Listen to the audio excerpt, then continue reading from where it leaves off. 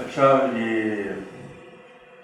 Language का जो topic है लेनिन का, अब ये लोगों की एक्सपेक्टेशन ये होगी कि मैं यहाँ पे कोई लेनिन लैंग्वेज को किस तरीके से देखता है, लेनिन ने लैंग्वेज की जो मिसालें जिस तरीके से वो लैंग्वेज को सीरियसली लेता था, और उसकी एक किताब है लेनिन ऑन लैंग्वेज के ऊपर। तो पॉलिटिकली जिस तरीके से वो लैंग्वेज के टूल को इस्तेमाल करता था कि शायद मैं उसकी मिसालें दूंगा। उसके अलावा जो उसने लैंग्वेज के हवाले से बात की है मटेरियलिज्म और एम्पिरो क्रिटिसिज्म की किताब के अंदर, तो मेरी स्ट्रेटेजी ये है कि मैं इस सवाल को रादर देन कि मैं जिस तरीके से जितने लोग आ रहे हैं वो लेनिन के बारे में कोई ना कोई बात करते हैं, कोई ना कोई लगे इजहार करते हैं लेनिन ने क्या कहा, लेनिन ने क्या कहा, मैं इसको रादर देन इसको इस तरीके से देखता हूँ कि मैंने जब लेनिन को या लोगों को पढ़ा, और तो मेरा बुनियादी सवाल शुरू से लेके था लैंग्वेज के ऊपर ही, हमेशा से लेके, क्योंकि हमेशा मुझे ये चीज़ तंग करती थी कि लैंग्वेज जब हम कोई भी चीज़ सीखना चाहते हैं तो बुनियादी चीज़ जो होती है वो होती है लैंग्वेज, जिसके थ्रू हम सीखते हैं। अब जब आप कोई चीज़ पढ़ना शुरू करते हो तो अब पूरी दुनिया के अंदर इतना मवाद है, इतना कुछ है पढ़ने के लिए कि उसके अंदर से मैं कैसे सिलेक्ट करूँ मुझे पढ़ना क्या चाहिए, और मुझे पता कैसे चले कि जो मैं पढ़ रहा हूँ वो मैं क्या पढ़ रहा हूँ, किसका ख्याल पढ़ रहा हूँ।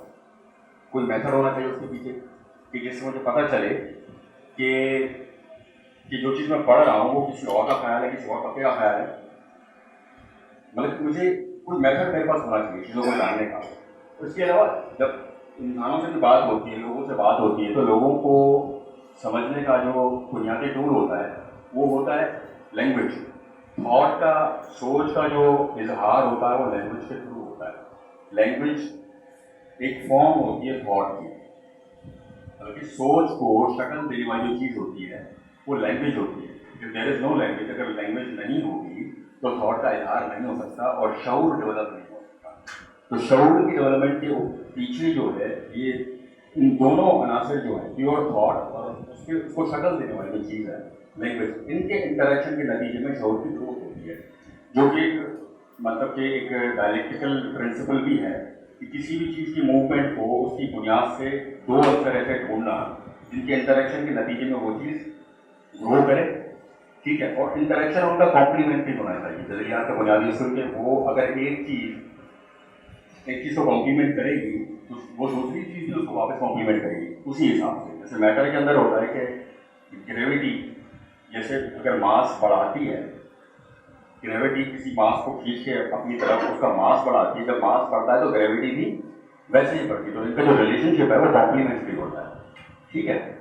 अब समाज के अंदर जब हम देखते हैं समाज के अंदर वो बुनियादी चीज़ें होती हैं लेबर और लैंड।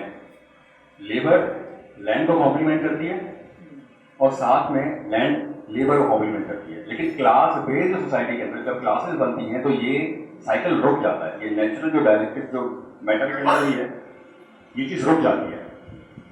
अच्छा, अब जो मेरे लिए सबसे पहले जो बुनियादी चीज़ें समझने की वो ये कि इंसान को कैसे समझा जाए, इंसान को कैसे पढ़ा जाए। मुझे कैसा पता चले कि एक इंसान का जो फॉर्म है, जो सामने वो इजहार कर रहा है लैंग्वेज के थ्रू, अपना लैंग्वेज हो या बिहेवियर हो, दो तरीके हैं उसके।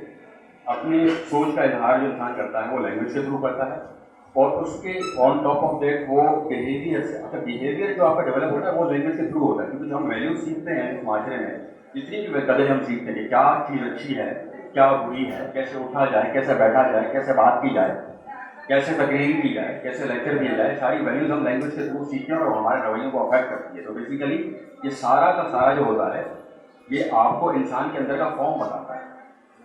इंसान के कंटेंट का पता नहीं चलता कि वो अंदर से क्या है। तो हम जब ये लेक्चर देते हैं, कोई चीज़ कर रहे होते हैं, तो हम बेसिकली उन्हीं वैल्यूज़ से झगड़े हुए होते हैं कि मुझे ऐसे लेक्चर देना है कि मतलब कि लोगों को अच्छा लगे, रादर देन मतलब कि कंटेंट का इजहार नहीं होता। जैसे कांट कहता है ना कि फिनोमेना और न्यूमना, मतलब कि न्यूमना को आप जान नहीं सकते, तो अंदर की चीज़ है, फिनोमेना जिसको आप जान सकते हैं। अब मार्क्सिज्म की लैंग्वेज में उसको कहते हैं फॉर्म और कंटेंट। फॉर्म जो सामने नजर आ रही है और उसका कंटेंट, ठीक है। अब ये फॉर्म और कंटेंट सिर्फ मैटर में नहीं होता, माध्यम में नहीं होता। हम भी किसी मादी चीज़ को देखते हैं, जैसे मैं इंसान को देख रहा हूँ तो मुझे उसका फॉर्म नजर आ रहा है, उसका जो कंटेंट है वो नजर नहीं आ रहा मुझे। सही है, लेकिन ये बात नहीं है कि कांट की तरह हम कुछ जान नहीं सकते, मार्क्स ये साबित करता है कि हम उसको जान सकते हैं। लेकिन दूसरा सवाल ये है कि सोच का भी तो कंटेंट और फॉर्म होती है, सोच का भी फिनोमेना और नमूना होता है, ठीक है। सोच का इजहार लैंग्वेज के थ्रू, और उसके अंदर जो इंसान है उसका कंटेंट है, उसको कैसे जाना जाए, ये हमेशा से लेके मेरे लिए एक सवाल रहा है। और बल्कि पढ़ते दौरान भी जब किताबें पढ़ते ये सवाल जहन में आता रहता है कि कितनी पढ़े बंदा, कितनी क्वांटिटी पढ़े, कितने, बल्कि सच कैसे पता चलेगा। और उस पढ़ते बहुत सारी चीज़ें ऐसी आपके सामने आ जाती हैं, जैसे कि मिसाल में आपके सामने रखूँ, जो मैं निकाली थी, जैसे अब ये कंपनी की डेफिनेशन मेरे सामने, लीगल डेफिनेशन है कंपनी की, वो डेफिनेशन ये है कि a company is any form of business organisation that engages in a business और कमर्शियल एक्टिविटी फॉर प्रॉफिट, ठीक है, प्रॉफिट के लिए, कंपनी प्रॉफिट के लिए, ठीक है। आगे लिख रहा है commonly companies are incorporated as separate legal entities from their owners, आपने उनको सेपरेट कर दिया, ठीक है, and they have rights liabilities, मतलब कि आपने उसको मावरा कर दिया जो उसको चला रहा है, ठीक है, कि ये एक सेपरेट एंटिटी है, एक इंसान बना दिया, उसके राइट्स भी बना दिए, इसके हुकूक भी हैं। अब आप क्यों कर रहे हो, अब इसके अंदर ये समझ, अब मुझे ये बात समझ ही नहीं आ रही है कि आपने किया क्यों। इसलिए किया ताकि कंपनी अगर बंद हो जाती है तो जितनी भी उसकी लाइबिलिटीज हैं उसको ऐसे ट्रीट करेंगे जैसे इंसान था, कर्जा था आपका उसके ऊपर, वो मर गया तो अब आपका कर्जा अदा नहीं हो सकता, मतलब कि इंसान गया तो कर्जा गया, ठीक है। अच्छा, ये बात यहाँ पे तो आप ये कहते हैं, लेकिन जब प्रॉफिट की बात आती है तो फिर कंपनी को दो ना, प्रॉफिट फिर ओनर्स को ले रहे हैं। जब लाइबिलिटीज की बात आ रही है तो भाई कंपनी इंसान है, जब प्रॉफिट आ रहा है तो प्रॉफिट भी कंपनी को दे दो। अब ये लैंग्वेज में क्या हो रहा है मेरे सामने, ये चीज़ें क्या है, ये मुझे पढ़ाया जा रहा है, मैं पढ़ रहा हूँ, क्यों पढ़ रहा हूँ, अब समझ नहीं आ रहा कि बंदा सच कैसे तलाश करे, बहुत बड़ा मसला है कि मैं क्या करूँ इसके अंदर, इस चीज़ के अंदर, ठीक है। इसी तरीके से थ्योरीज पढ़ते हैं बहुत सारी, हम कंफ्यूजन होती है, साइंस बहुत सारी चीज़ों को ऐसे साइंस के तरीके से प्रेजेंट किया जाता है, जैसे मैस्लो हायरार्की थ्योरी है जिसके अंदर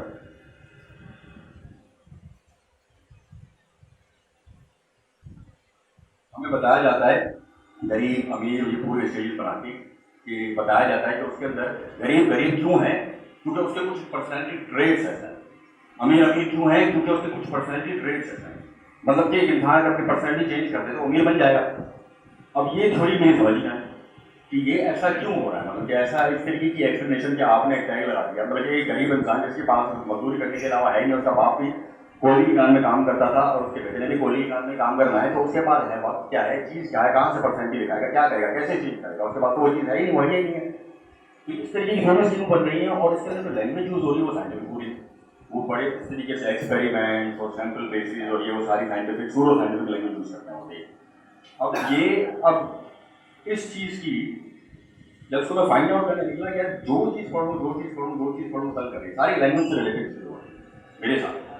अब उसके बाद जब मार्क्सिज्म पढ़ना शुरू किया तो चीज़ें जो हैं वो समझ में आना शुरू। पहली दफ़ा मुझे ऐसा लगा कि यार मार्क्सिज्म, मार्क्स का लिटरेचर, एंगल्स का लिटरेचर या लेनिन का लिटरेचर, खासतौर पर लेनिन को जब मैं पढ़ना शुरू करूँ मेरे दिमाग में वो चीज़ें क्यों जा रही, मैं कन्फ्यूज क्यों हुआ उनको पढ़ता। ऐसी क्या चीज़ है जो ये लोग यूज़ कर रहे हैं जो मुझे कंफ्यूज नहीं कर रही, वो बात बिल्कुल जो है ना क्लियर समझ में आती है। ऐसा क्या मैटर है, क्या चीज़ है, तहकीक की तो पता चला कि ये डायलेक्टिकल मटीरियलिज्म की बेसिस पर जो है हर चीज़ का ये एनालिसिस करते हैं, इवन के लैंग्वेज का यूज उसी की बेसिस पे करते हैं। ठीक है, आप डायलेक्टिक्स को समझना शुरू किया तो डायलेक्टिक्स के अंदर 3 शक्ल, एक तो सोक्रेटिक मेथड, पुराना सोक्रेटिक मेथड को डायलेक्टिकल मेथड भी कहते हैं, जिसके अंदर आप गुफ्तगू करते हैं, एक बंदे ने बात कही, आपने उसके ऊपर तनकीद की, तो ये सिलसिला चलता रहता है अल्टीमेटली जब तक वो दोनों मुत्तफिक न हो जाए। डायलेक्टिकल मेथड जो कि फॉर्मल लॉजिक से बिल्कुल डिफरेंट है, ठीक है। फिर एक डायलेक्टिकल मेथड मेरा हेगल का, ठीक है, अब वो था आइडियलिस्ट। अब तीसरा मेरा क्या भाई मटीरियल डायलेक्टिक्स। अब मुझे ये बात तो समझ में आ गई कि साइंस थोड़ी बहुत पढ़ता था कि अगर कोई चीज़ मैटर से आप फाइंड आउट कर रहे हो, कोई उसूल मैटर से फाइंड आउट कर रहे हो तो वो सर्टन है, क्योंकि सर्टन मैटर से आती है। अगर मैं इस चीज़ का वजन करूँगा तो मैं सर्टनिटी से बात कर सकता हूँ चीज़ के बारे में। ये ऐसी चीज़ है जो मटीरियल चीज़ है, इसकी तहकीक हो सकती है, यहाँ से सर्टनिटी आ सकती है, ठीक है। अगर ये चीज़ मटीरियल डायलेक्टिक्स का मतलब यही बनता है कि डायलेक्टिक्स मैटर के अंदर है, ठीक है। अगर ये डायलेक्टिक्स मैटर के अंदर मौजूद है तो मेथोडोलॉजी खत्म हो गई। लेकिन जब मैं मार्क्सिस्ट बना और मार्क्सिस्टों के साथ बैठा, बहुत बड़े बड़े दानिशों के साथ बैठा, जब से पूछूं कि मैटर में डायलेक्टिक्स है या नहीं है, तो कहते हैं कॉन्ट्रोवर्शियल इशू है ये। मतलब कि आपको डायलेक्टिक्स समझनी है तो आपको हैरी की डायलेक्टिक्स पढ़नी पड़ेगी, क्योंकि मेथड में जो है किताब उसने लिखी है। अच्छा, उसको पढ़ने में बैठो तो वो इतनी एब्स्ट्रक्शन कि उसको पढ़ ही नहीं सकते। उसमें तो बहुत अजीब चीज़ें हो रही वहाँ मैं बयान करूँगा, ठीक है। अब कहीं मुझे बलसेरा नहीं मिल रहा कि कहाँ शुरू करूँ कहाँ शुरू करूँ। फिर मैंने खुद से जो है ना शुरू किया, डायलेक्टिक्स को खुद अप्लाई करना शुरू किया। और क्योंकि मैं इसीलिए कर रहा था ताकि मैं लैंग्वेज से शुरुआत करूँ। लैंग्वेज करना ही चाह रहा था कि अगर सारे का सारा डायलेक्टिक्स मटीरियलिज्म सच है तो मैटर से लेके लैंग्वेज तक की सारी डेवलपमेंट में ही उसूलों के तहत होगी। तो शुरुआत मुझे फिजिक्स से करनी पड़ेगी, तो वहाँ पर थोड़ा सा मैंने मॉडल बनाना शुरू किया। उसके बाद जब मैंने एक किताब पढ़ी एंगल्स की, इसका नाम है एंटी ड्यूरिंग। ड्यूरिंग एक इंसान था, एक बंदा था उस वक्त, उसने सोशलिज्म के जो नजरिए दिए थे, डायलेक्टिक्स के जो नजरिए उस वक्त दिए थे, बड़े राय से उस वक्त। उसके जवाब में उन्होंने किताब लिखी एंगल्स में, जिसके अंदर बेसिकली वो एक ऐसी किताब है जो आप मेथड उसको कोई नहीं कहता, हालांकि वो पूरा का पूरा मेथड है मटेरियल डायलेक्टिक्स। उसके अंदर पूरी मटेरियल डायलेक्टिक्स एक्सप्लेन हुई भी है। वो उसके एक एक नुक्ते को उठा के जब क्रिटिसाइज करता है और क्रिटिसाइज के बाद जब जवाब देता है, इवन के स्पेस टाइम इंफिनिटी ऐसे पेचीदा चीज़ें, जैसे कांट ने कहा कि भाई स्पेस एंड टाइम जो है ना वो ब्रेन एडजस्ट करते हैं, जितने भी पेचीदा रिश्ते हैं जो मैटर के अंदर थे वो सारे के सारे उसने यहाँ एक्सप्लेन किए। तनकीद करने वो क्या कर रहा है, और दोनों काम साथ कर रहा है। एक तो पोलेमिक्स कर रहा है, एक इनकलाबी काम भी कर रहा है, साथी काम भी कर रहा है, और साथ में मेथड को एक्सप्लेन कर रहा है। तो ये चीज़ मुझे समझ आई कि इन लोगों ने इन चीज़ों पर वक्त ज़ाया नहीं किया दानिशवरी के ऊपर, मेथड के ऊपर बैठ के हम अलग एक किताब लिखें, ठीक है, और हमें मशहूर होना है इस तरह करके। इन्होंने इनकलाबी काम करते करते अपनी किताबों के अंदर पूरा मेथड एक्सप्लेन कर, खास तौर पर एक ये वाली किताब एंटी ड्यूरिंग और दूसरी थी मटीरियलिज्म एंड इम्पेरो क्रिटिसिज्म। तो यहाँ से मेरे लिए एक मैप बना मैटर से लेके लैंग्वेज तक का कि इसकी डायलेक्टिकल डेवलपमेंट कैसे हो रही है। लेकिन मैंने मुनासिब ये समझा कि मैं लैंग्वेज से इसको शुरू करूँ। मेरे जहन में थॉट आई कि मैं इसको कैसे प्रेजेंट करूँ। उसमें बहुत सारी चीज़ें मेरी अपनी भी हैं, जितनी मेरी समझ है मैंने इसके अंदर इंक्लूड की है, ताकि चूँकि अब लेक्चर देते तो मैं यहाँ से चला जाऊँगा, लैंग्वेज के लोग बात सुन के चले जाएंगे, लेकिन ये मसला कब हल होगा कि लोगों की अपनी सोच इतनी डेवलप हो जाए कि वो अंदाज़ा लगा सकें कि मतलब कि आप सोच का जब अंदाज़ा लगा रहे हो तो सोच के कंटेंट से पता चलेगा, ठीक है। सोच जो आप बात कर रहे हो उस बात के पीछे सच्चाई क्या है, मतलब वो जो दुनिया है वो क्या है, वो जो सोच असल में क्या है। अच्छा, सोच कहाँ से आई है फिर वो भी बताना पड़ेगा, अल्टीमेटली मुझे मैटर से जोड़ना पड़ेगा। तो पहले form of matter, form of thought language, उसके बाद कंटेंट ऑफ थॉट, इन दोनों के बेसिस पर कॉन्शियसनेस बनेगी। अब कॉन्शियसनेस कहाँ से आ रही है उसका प्राइमरी एलिमेंट ढूंढना पड़ेगा, वो है सेंसेस, ठीक है। यहाँ कॉन्शियसनेस और वहाँ सेंसेस, जिसको फलसफे की जुबान में कहते हैं इधर एम्पिरिसिज्म और उधर रैशनलिज्म, जिसकी वजह से हमें कभी समझ ही नहीं आता। और हम कहते हैं एपिस्टेमोलॉजी के अंदर ये एक एम्पिरिसिज्म है और दूसरा जो है वो बेसिकली वो रैशनलिज्म है। हालांकि इन दोनों का जोड़ जो होता है इसको आप कहो इल्म, आसान लफ्ज़। इल्म के अंदर दो बुनियादी अनासर हैं, आपके हवास और आपकी रैशनैलिटी, आपका ब्रेन। इन दोनों की जदरियात से पूरा इल्म जो है वो प्रोग्रेस करता है। तो इस अंदाज से अब ये चीज़ें पहले से मैं इसलिए बता रहा हूँ आपको, जो डायग्राम जो मैं सामने रखूँगा थोड़ा सा उसके लिए जो है ना लोग प्रिपेयर रहेंगे, उनको चीज़ें समझ में आएंगी। अच्छा, इसके अलावा एक चीज़ ये थी कि बहुत सारी कंडीशन ये भी होती है कि कुछ लोग जो है फॉर्मल लॉजिक के हिसाब से सोच रहे होते हैं, कुछ लोग जो है मेटाफिजिकल थिंकिंग के हिसाब से सोच रहे होते हैं, कुछ लोग इनफॉर्मल लॉजिक के हिसाब से सोच रहे होते हैं, जिसको हम डायलेक्टिकल लॉजिक कहते हैं, वो इनफॉर्मल लॉजिक में आती है। अब ये चीज़ कहाँ आती है, वो चीज़ कहाँ आती है, ये चीज़ कहाँ होती है। अब इस पूरे मेथड को एक्सप्लेन करने से ये सारे के सारे समअप हो गए।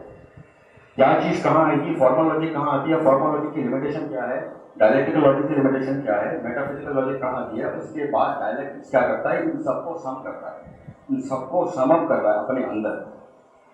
ये सारे के सारे उस डायलेक्टिकल लॉजिक के पार्ट्स हैं। ये किसी भी चीज़ का सिर्फ पार्ट की बात करते हैं और डायलेक्टिक इन सबको कनेक्ट करते हैं। और हमें ही गलतफहमी ये होती है कि हम जब डायरेक्टर्स पढ़ते हैं समझते हैं तो हमें ये बताया जाता है, क्योंकि ये सारी कन्फ्यूजन जो है ना आपकी किताबों के अंदर यूनिवर्सिटी से आती है। जब आप पूछें मास्टर्स से पूछें या किताबों में पढ़ें तो ये मिलता है कि मेटाफिजिकल थॉट जो है ना वो मुतज़ाद है इसके डायलेक्टिकल थॉट के। डायलेक्टिकल थॉट में हम चीज़ों को जोड़ के देखते हैं और मेटाफिजिकल थॉट में उस थिंकिंग के अंदर हम चीज़ों को तोड़ के देखते हैं। अब ये एक्सप्लेन कुछ नहीं है, एक जुमला है जिससे आप कुछ समझ नहीं सकते इस चीज़ से और आपने उसको मुतज़ाद बना दिया जबकि ये उसकी प्रॉपर्टी थी। तो ये चीज़ जो मैंने लिखी है यहाँ पे इसको एक्सप्लेन करते हुए, अगर मतलब इसको पूरी लैंग्वेज जब मैं माथे से कनेक्ट करूँगा तो उसके बाद लैंग्वेज को समझने का भी आपको एक टूल मिल जाएगा। ठीक है, लैंग्वेज की गहराई में भी जा सकते हैं, जो हम पार्ट्स ऑफ स्पीचेस पढ़ते हैं उसको भी आप डायरेक्टली डिस्ट्रीब्यूट कर सकते हो। हमें 8 पार्ट ऑफ स्पीच बताया जाता है कि बुनियादी तौर पर 2 आंसर होते हैं जिसकी इंटरेक्शन से पूरा जुड़ा होता है, वहाँ पे भी जा सकता है। लेकिन मैं वहाँ पे अभी जा नहीं रहा, मैं लैंग्वेज से जाऊँगा कॉन्शियस। ठीक है, और डायलेक्ट के एक एक चीज़ को एक्सप्लेन करना बताऊँगा। ठीक है, तो सामने अब मुझे डायग्राम वगैरह बनाने आती नहीं है, मैंने सोचा कि मैंने कहा ये बातें करता रहूँगा तो लोग एक्सेप्शन में चले जाएंगे और बेदार हो जाएंगे, तो जो मुझसे बन रही मैंने बनाया। यहाँ से अब ये जो मैंने बॉक्स बनाए दोनों वाइट वाले, इनके साथ मैंने एरोज बनाए तो मतलब कि ये जो इंटरेक्शन मैं बता रहा हूँ कि ये दोनों एक दूसरे को कॉम्प्लीमेंट करते हैं, एक दूसरे को बढ़ाते हैं। इसमें जो प्राइमरी है वो सामने लिखा है आइडिया या थॉट। आइडिया या थॉट को एक्सप्रेस करने के लिए, उसका इजहार करने के लिए लैंग्वेज यूज आती है।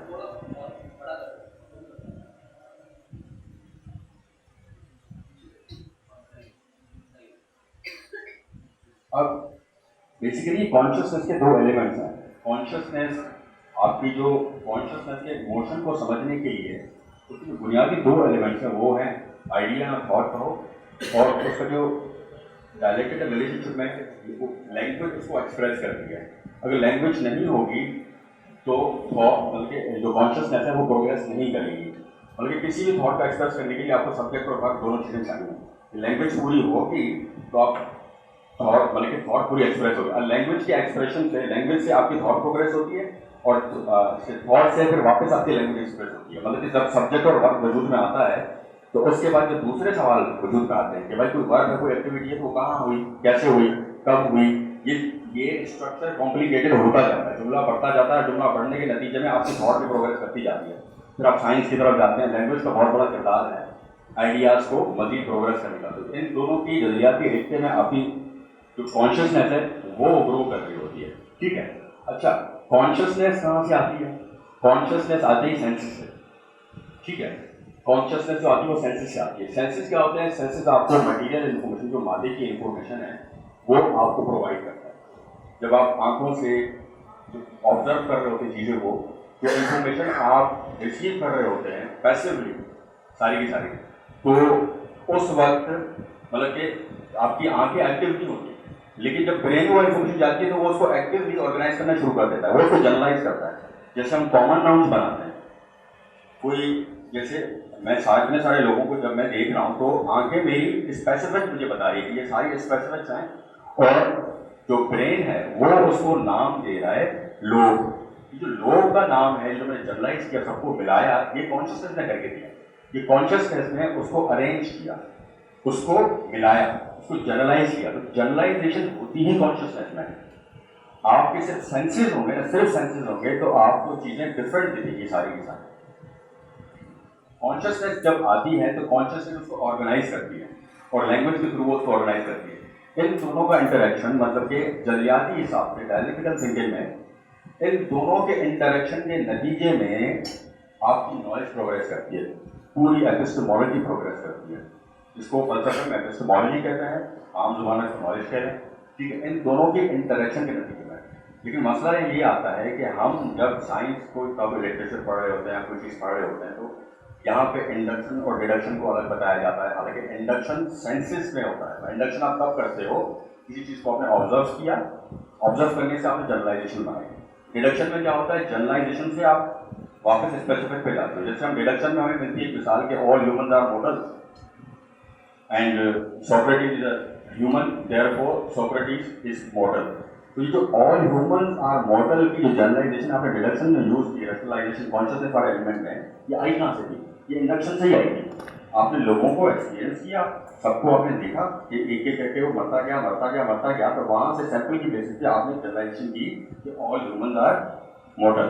तो ये जनरलाइजेशन बेसिकली इंडक्शन से आई थी और डिडक्शन उसका उलट है, लेकिन साइंस के अंदर इनको अक्सर अलग किया जाता है।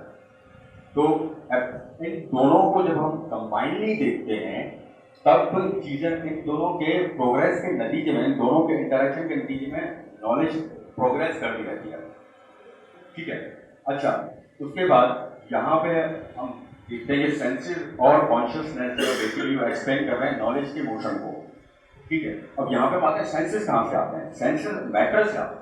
हम और पीछे जा रहे हैं, सेंसेस सारे के सारे जो आपके आते हैं वो जो मादा है, मादा सेंसेस को क्रिएट करता है। मादे के अंदर जो फोर्सेस होती हैं और मादे के अंदर जो मास होता है, उन्हीं फोर्सेस की जो इंटरेक्शन दूसरे मादे से होती है।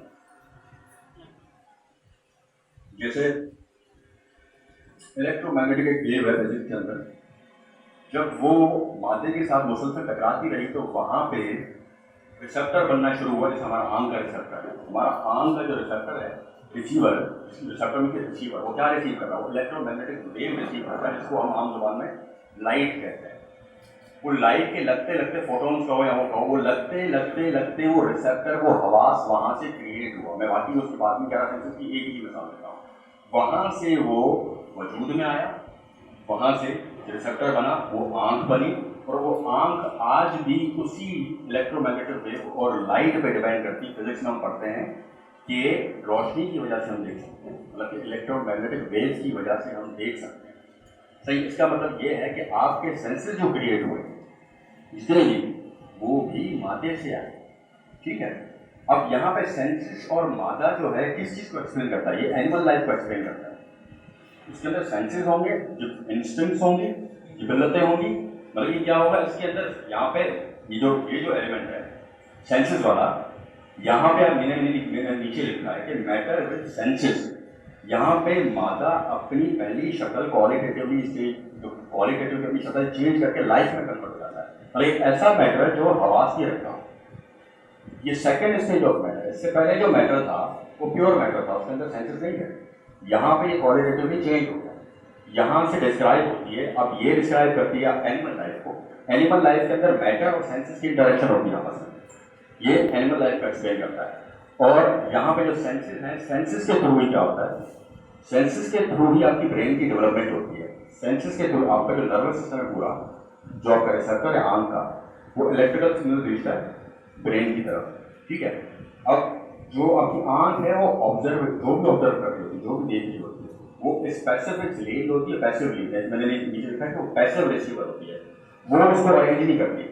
कॉन्शियसनेस में जाके, ब्रेन के अंदर जाके उसके अंदर वो एक्टिव उसको कलेक्ट करना शुरू कर देती है, उसको कलेक्ट करती है, वो बताती है। यहाँ पे हमें पता चलता है कि जो मादा आप देख रहे हो वो बेसिकली मादा अनकनेक्टेड नहीं है, सेपरेट नहीं है, सारा आपस में जुड़ा हुआ है। तो जरूरियात का पहला उसूल यही है, डायनेमिक्स ये कहती है कि basically form of matter as a whole is connected. ठीक है, ये सारे आपस में जुड़े हुए चीजें। तो ये जोड़ने वाली अंसर कौन सा है, कॉन्शियसनेस है, जिसने हमें बताया कि ये जुड़ रहे हैं। जानवर को ये एहसास नहीं होता, जानवर के अंदर कॉन्शियसनेस नहीं है, वो नहीं जोड़ता, वो उसकी सोच मेटाफिजिकल है, कुछ चीज़ों को तोड़ के ही देखता है, क्योंकि उसके पास सिर्फ सेंसेस है। सेंसेस में जो इन्फॉर्मेशन रिसीव होती है वो सेपरेट पार्ट्स में रिसीव होती है, स्पेसिफिक हिस्सों में रिसीव होती है। जानवर के पास नहीं है। जब शऊर वजूद में आता है तो इसका मतलब है कि समाज वजूद में आ रहा है, क्योंकि शऊर के अंदर एक एलिमेंट है लैंग्वेज का। लैंग्वेज वुमन की होती है, समाज में लैंग्वेज एग्जिस्ट करती है। मैं साइन लैंग्वेज की बात नहीं कर रहा, मैं इशारे की लैंग्वेज की बात नहीं कर रहा। कम्युनिकेट तो जानवर भी करते हैं, लेकिन उनके पास सब्जेक्ट और वर्ब नहीं होता, वो स्ट्रक्चर नहीं डेवलप करते सर, सब्जेक्ट और वर्ब का। सब्जेक्ट और वर्ब होगा तो लैंग्वेज डेवलप होगी। मैं उस लैंग्वेज की बात कर रहा हूँ। इसका मतलब कॉन्शियसनेस का वजूद में आ रही है तो समाज वजूद में आ रहा है। तो यहाँ पे तीसरा स्टेज है, तीसरा क्वालिटेटिव चेंज आ रहा है यहाँ पे। कहाँ से, पहले प्योर मैटर था, उसके बाद मैटर विद सेंसेस हो गया, यहाँ पे बायोलॉजी आ गई, बायोलॉजी यहाँ पे आ गई। इससे पहले मैटर में केमिस्ट्री और फिजिक्स तक आई, यहाँ पे केमिस्ट्री और फिजिक्स के साथ प्योर बातें को समझ रहे थे। उसके बाद जब मैटर के अंदर सेंसेस क्रिएट हुए, मैटर के थ्रू उसके इंटरेक्शन से, तो अब वो मैटर विद सेंसेस हो गए, तो अब बायोलॉजी हो गई। ठीक है, अब वो फोर्सेस चेंज हो गए, वो क्वालिटेटिवली चेंज हो गए। अब आपकी इलेक्ट्रिकल सिग्नल्स हैं जो नीचे, और जो नर्व सिस्टम, नर्व्स के अंदर जो ट्रेवल कर रहे होते हैं, वो क्वालिटेटिवली इलेक्ट्रोमैग्नेटिक वेव से थोड़े डिफरेंट है, क्वालिटेटिवली चेंज हुई है।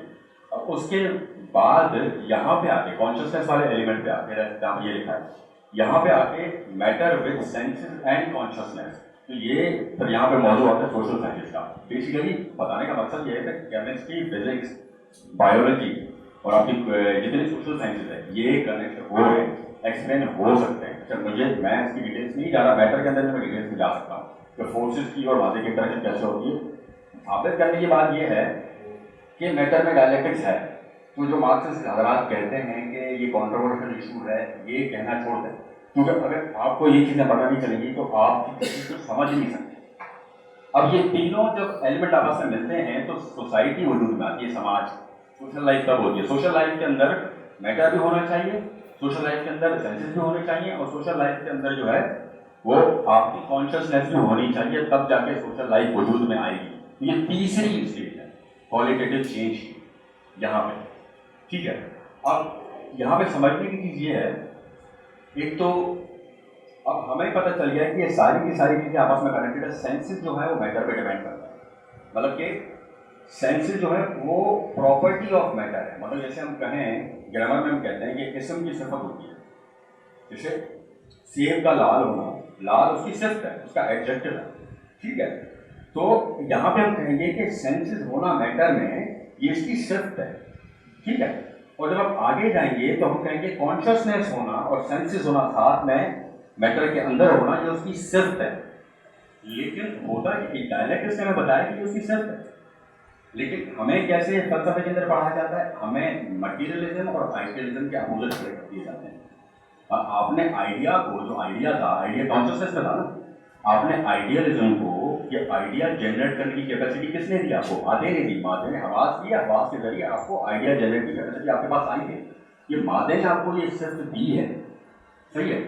आपने क्या किया, मादे के साथ मुद्दा खड़ा कर दिया। तो आपने एक डिबेट बना दी पूरे फलसफे के अंदर आइडियलिज्म और मटीरियलिज्म की। और बहुत सारे मार्क्सिस्ट जो हैं वो पता नहीं है क्यों समझते हैं कि भाई अगर कोई इंसान जो है वो मजहबी है तो वो डायलेक्टिक्स पे ही खड़ा है, क्योंकि वो आइडियलिस्ट है, सही है। यहाँ से सारे तासुरात जन्म लेते हैं, क्योंकि क्लैरिटी नहीं है कि भाई वो उसकी सिफ्त है।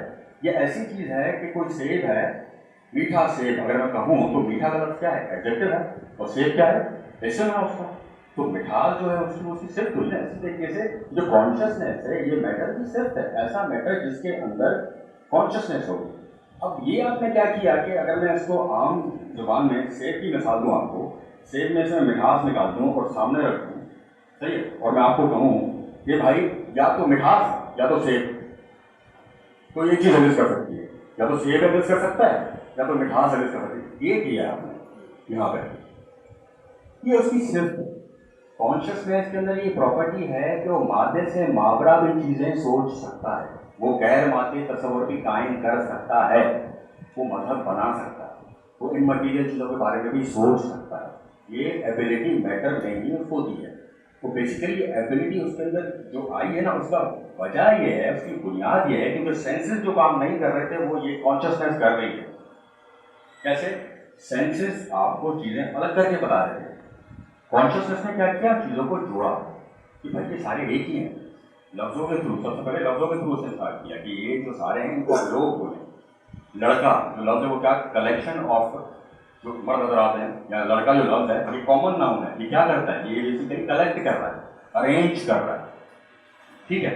इसके थ्रू ही मतलब कि जो सेंसेस काम नहीं कर रहे थे ये उसने काम किया और मजीद रियलिटी को समझाया कि जितनी रियलिटी आप देख रहे हैं बेसिकली ये जुड़ी हुई है आपस में, ये जुड़ी हुई है।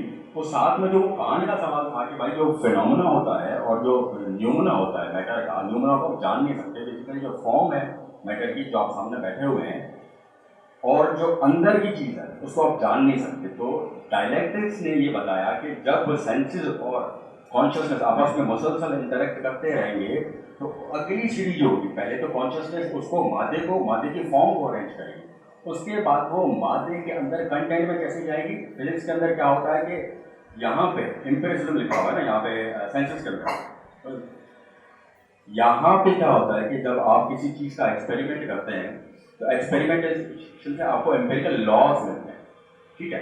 अब एम्पेरिकल लॉज जैसे मोशन के लॉज, ठीक है। अब वो लॉज क्यों हैं, ठीक है। जैसे कि मैं एक मिसाल दूँ कि मेरे सेंसेस मुझे बता रहे कि इस चीज़ को अगर मैं छोड़ूंगा तो ये नीचे गिरेगी, ठीक है, ये मुसलसल करता रहूंगा, एक ही रिस्पॉन्स आएगा, कंसिस्टेंट एक ही रिस्पॉन्स आ रहा है। अब ये मेरे हवास मुझे बता है।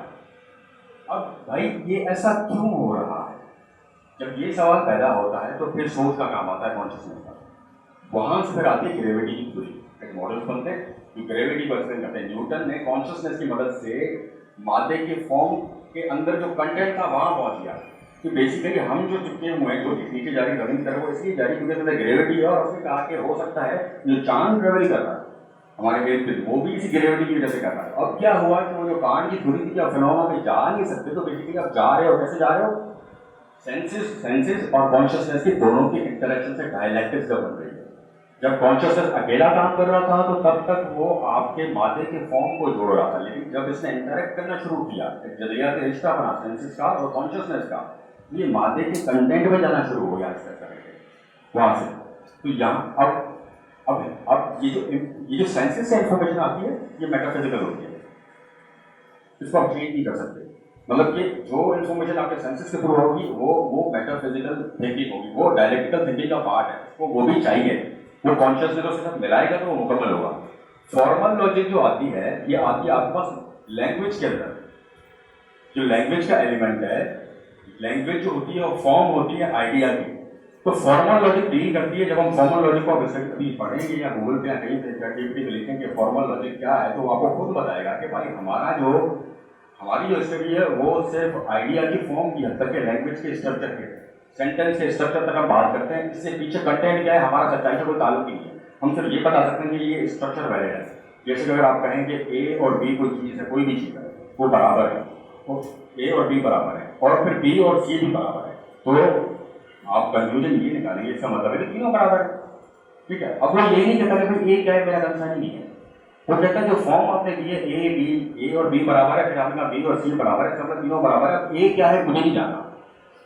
तो ये लॉजिक, फॉर्मल लॉजिक सिर्फ यहाँ काम करती है, कहाँ पे? आइडिया की फॉर्म के अंदर है। और इसी तरीके से इनफॉर्मल लॉजिक कंटेंट में काम करती है। आइडिया का कंटेंट क्या है? जब आप डायलेक्टिकल डिबेट करते हैं तो आप कंटेंट में जाते हैं। फॉर्मल लॉजिक के रूल्स अलग होते हैं, इनफॉर्मल लॉजिक के रूल्स अलग होते हैं। उसके अंदर जो आप डायलेक्टिकल डिबेट करते हैं बेसिकली कंटेंट में जा रहे होते हैं, इसके अंदर है क्या।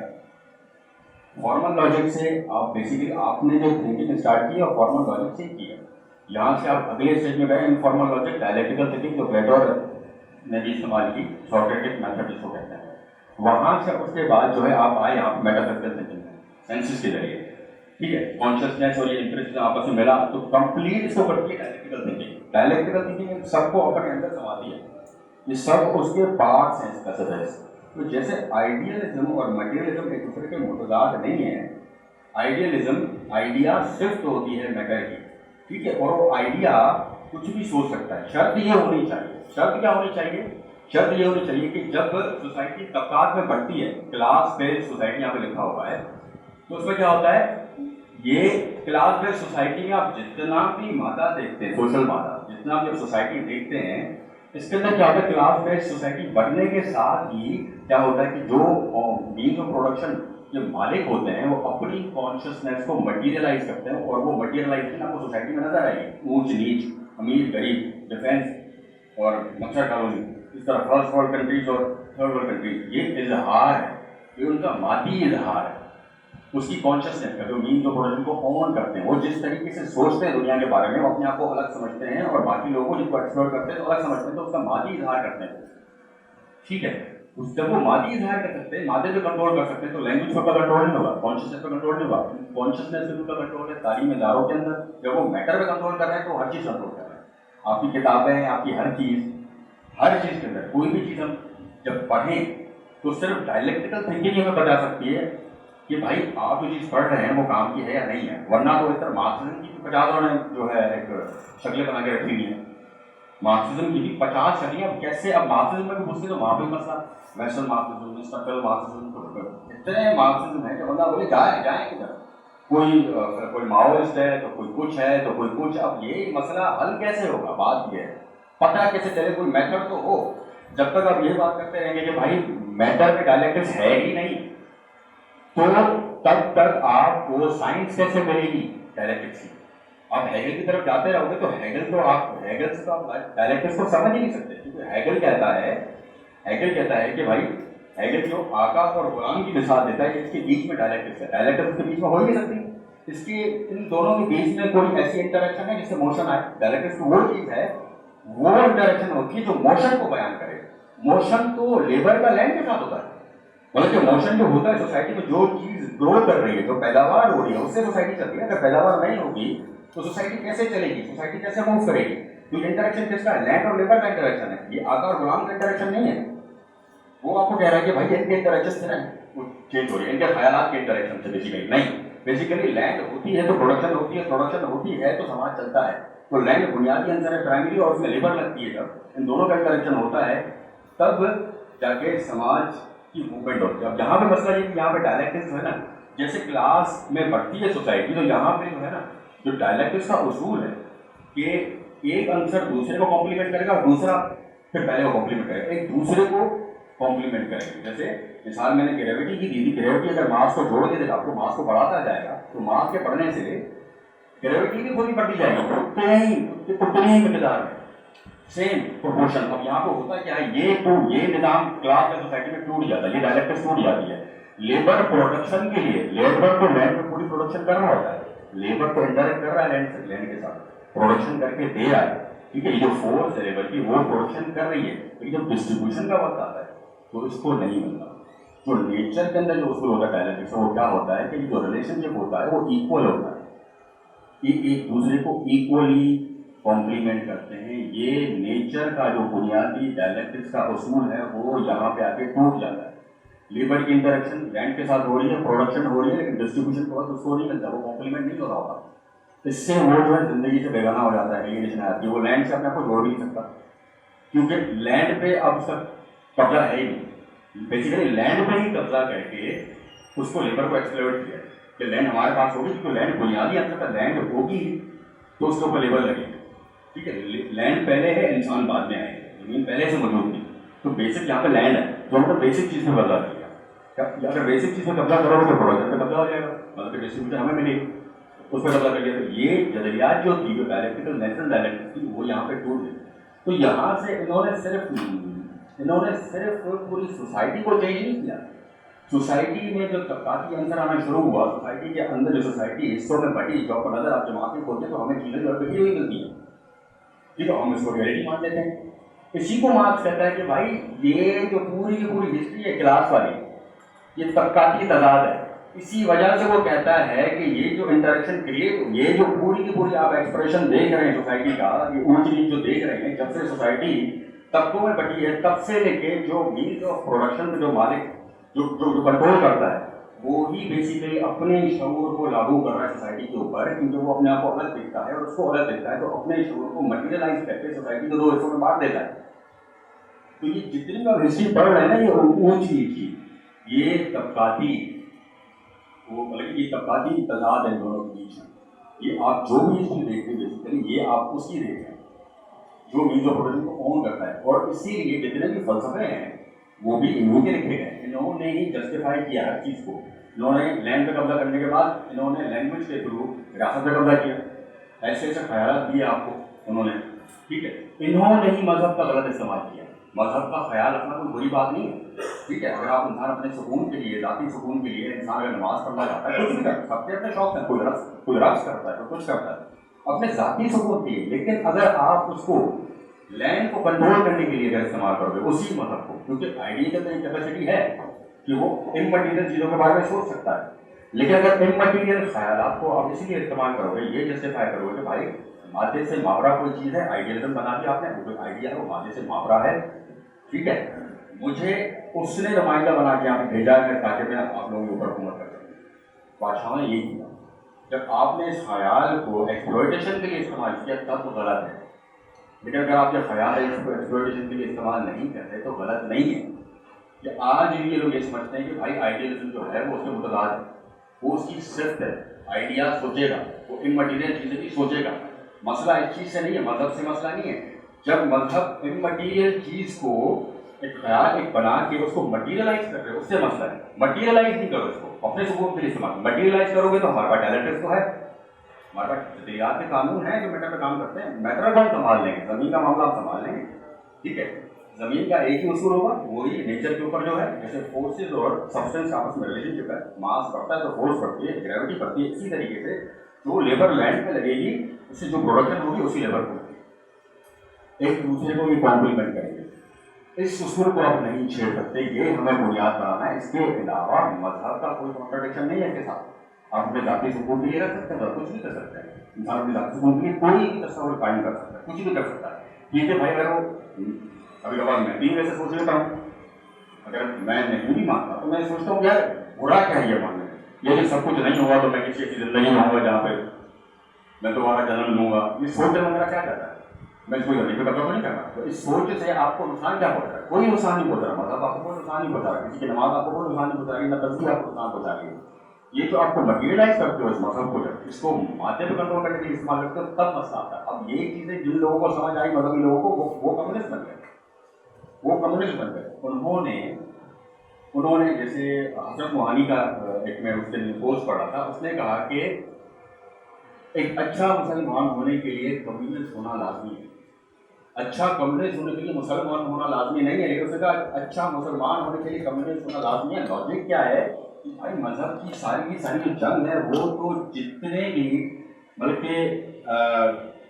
भी मतलब कि जो बुरी चीज़ें लोगों के बीच में हो रही हैं, जैसे मतलब जो भी क्राइम्स हो रहे हैं, जो भी मतलब कि जंगें हो रही हैं, जितनी भी चीज़ें हो रही हैं, इनको खत्म करना है। ऐसा माशा जिसके अंदर इंसान की रिस्पेक्ट है, तो सोशलिज्म नहीं होगा ना भाई, सोशलिज्म सारे मसले हल हो जाएंगे ना, औरत के ऊपर किसी नहीं होगा, आपका जो फेमिनिज्म का मसला है वो मसला हल हो जाएगा, क्योंकि जब वो इंडिपेंडेंट होगी, वो प्रोडक्शन अपना हिस्सा डालती है, वो इंडिपेंडेंट है, वो आज़ाद रह सकती है, अपनी मर्जी से जिससे चाहे शादी कर सकती है, औरत को आज़ादी भी वहाँ मिलेगी, वो इंडिपेंडेंट है, वो प्रोडक्शन करती है और उसको हर एक चीज़ के बदले जो है वो राशन प्रोवाइड करती है।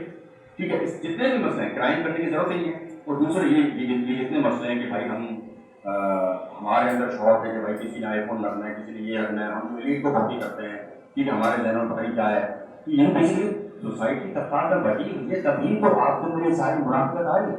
आप झूठ किसी लिए बोल रहे हो, आप कमिटमेंट कुछ करते हो, ठीक से हट जाते हो, क्यों कि आपने सर्वाइव करना है, सर्वाइवल मेन थिंग है। ठीक है, एक इंसान आपको वो सिक्योरिटी प्रोवाइड नहीं कर सकता, मोहब्बत की बेसिस तो नहीं रहेगा ना आपके साथ, उसको सर्वाइव जिंदा तो रहना है ना, वो आपको धोखा देगा।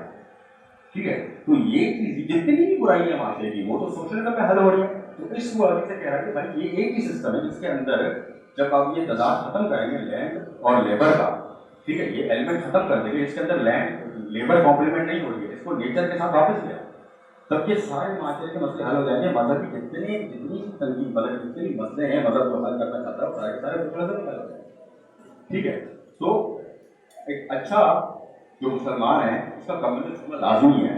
और ये सारी की सारी जो फैलाई हुई है बात, ये सिर्फ और सिर्फ आपने क्या किया, आपने आइडियलिज्म और मटेरियलिज्म को अगेंस्ट खड़ा कर दिया एक दूसरे के, जो कि अजीब सी चीज़ थी, मतलब कि आपने सेब को लाल के साथ खड़ा कर दिया, लाल होना उसकी सिर्फ थी, आपने कहा या तो लाल या सेब है, ये बड़ी अजीब सी चीज़ है और ये हुई और लोगों ने नोट नहीं किया।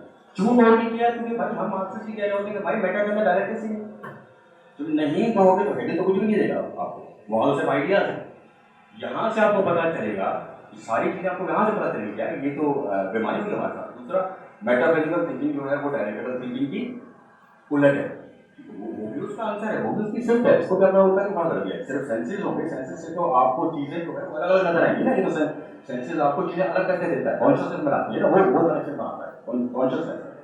ठीक है, तो मेटाफिजिकल थॉट भी आपका हिस्सा है, आप अपने सेंसेस से मेटाफिजिकल इंफॉर्मेशन को रिसीव कर रहे होते हैं, जो उसका पार्ट है डायरेक्टिकल थिंकिंग, ये भी उसका अपोजिट नहीं है।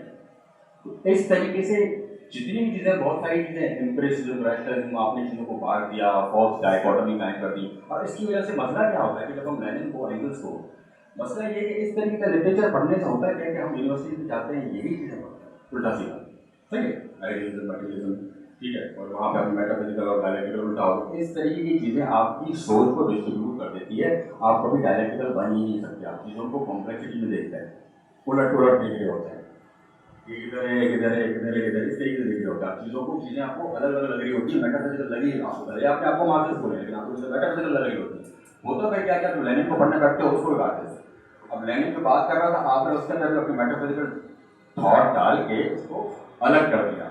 लेनिन कभी ये बात कर ही नहीं सकता, मैं मान ही नहीं सकता, मैंने सिर्फ ये बात सुनी कि लेनिन ने इनराफ किया किस बात से, लेनिन ने कहा कि लेबर इनकलाब नहीं लाएगा, पार्टी इनकलाब लाएगी। अब ये इतनी मजाक है मेरे लिए बात नहीं, लेनिन ये बात कह ही नहीं सकता। सबसे बड़ा डायरेक्टेशन है वो, जितना डायरेक्टेशन अंडरस्टैंडिंग इसके पास है, किसी इंसान के पास नहीं। इस अगर आप गौर से पढ़ें तो इस इंसान के अंदर बर्दाश्त नहीं किसी चीज़ का, ये बात कह ही नहीं सकता। वो बेसिकली ये कहना चाह रहा है कि भाई जो पार्टी आप बिल्डअप कर रहे हो, बेसिकली पार्टी बिल्डअप करते हो नजरिए से, ठीक है। पार्टी क्या कर रही है, जो आपकी लेबर है डिस्ट्रीब्यूटेड, जितनी आपकी लेबर है वो लेबर अलग अलग है, लेबर अलग अलग है। लेबर को कौन जोड़ेगा उसमें, लेबर को नजरिया जोड़ेगा उसमें। पार्टी चाहिए तो पार्टी थोड़ी इनकलाब लाएगी, इनकलाब उसने ही लाना है ना, लेबर नहीं लाना है ना। आपने कहा कि उसको आइडिया तो मटीरियल की तरह आपने कहा कि लेबर अलग कर दिया और मैंने इनराफ कर लिया। बिल्कुल मैं वो मान नहीं सकता। वो बंदा जानबूझ के उसके लिटरेचर को तोड़ रहा है, उसको मेटाफिजिकल सोच मेटाफिजिकल है तो उसको डिस्प्यूट कर देता है। अभी इतनी कॉम्प्लेक्सिटी सारी की सारी, जब तक आप मटीरियल डायरेक्टर को समझते नहीं है तब तक किताब पढ़ना बड़ा मसला है। मतलब इससे ये होता है कि आपको समझ आ जाती है बात कि जब किताब पढ़ना शुरू करते हो तो आपको पहला पढ़ना ही बता देगा कि मेरे जहन हो क्या रहा है। वो तभी होगा जब आपको मटीरियल डायरेक्टिव पता होगी। जब तक आप बोलते रहोगे हैरी के पास जाओ, मेथड दूसरी के पास है, तो कभी भी ये मसला हल नहीं होगा। हम गानी शरी करते रहेंगे, हम किताबें पढ़ते रहेंगे, हम बोलेंगे जदीद जदीद जदीद जदीद जदीद, तो पता नहीं क्या क्या आ रहा है। सही है, तो हमें डिस्टिंग्विश करने आ ही नहीं रहे, हम पढ़ रहे हैं, हमारे जहन तक क्या क्या है। तो बेसिकली ये सारी बातें थी। अब ये छोटी सी मेरी फाइंडिंग्स भी हैं और मेरी तहकीक इसमें मज़ीद जारी है। मैटर के अंदर फिजिक्स केमिस्ट्री आर्गुमेंट ये कि मेथड है ही नहीं, मार्क्स का तो मेथड बना लेते हैं, जिसको मैथमेटिक्स समझ में आ रही है वो बना दें। तो उसी के स्ट्रगल के नतीजे में ये चीज़ें मैंने जानी है, जिससे मेरी सोच को मतलब कि मुझे बहुत ज़्यादा चीज़ें पढ़ने की जरूरत नहीं पड़ती है। तो बात करते समय आता है ये क्या कर रहा है, कहाँ पे ये मेटाफिजिकल। अच्छा मैं बहुत ज़्यादा हो गया, आप लोगों को भी संदिग्ध दर्द हो गया होगा, सही है। तो इसको मैं खत्म करता हूँ बेसिकली, और मुझे नहीं पता कैसा लगा आपको।